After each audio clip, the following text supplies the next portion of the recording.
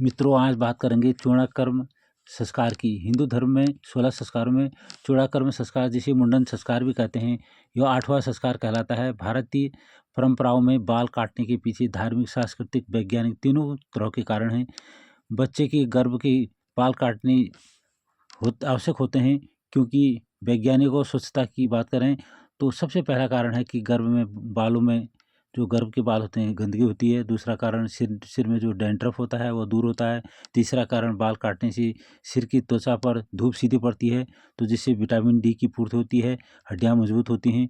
सांस्कृतिक और धार्मिक मान्यता के आधार पर देखें तो मान्यता है कि मुंडन कराने से सिर पर स्वास्तिक बनाकर, अगर वो बड़ी बहन स्वास्तिक बनाए और गौ माता से चटवाते हैं तो बच्चा पिछले जन्म के ऋण से वरुण होता है और नकारात्मकताओं से मुक्ति मिलती है।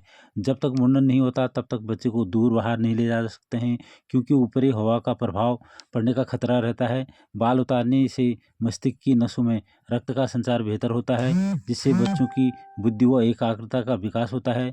बाल उतारने के बाद बाल घने व काले होते हैं तथा समान रूप से निकलते हैं। गर्मी से राहत मिलती है और भारीपन व बेचैनी दूर होती है। बाल उतारने के बाद सिर पर दही, हल्दी व चंदन का लेप लगाते हैं।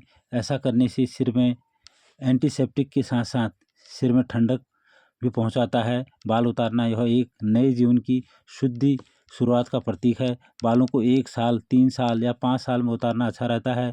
बालों को उतारने का उचित स्थान देवालय, नदी के किनारे या घर में भी उतार सकते हैं वैसे, पर लेकिन तब बालों को जल में प्रवाहित करना पड़ेगा और जो या तो फिर जल स्रोत के पास रखना पड़ेगा।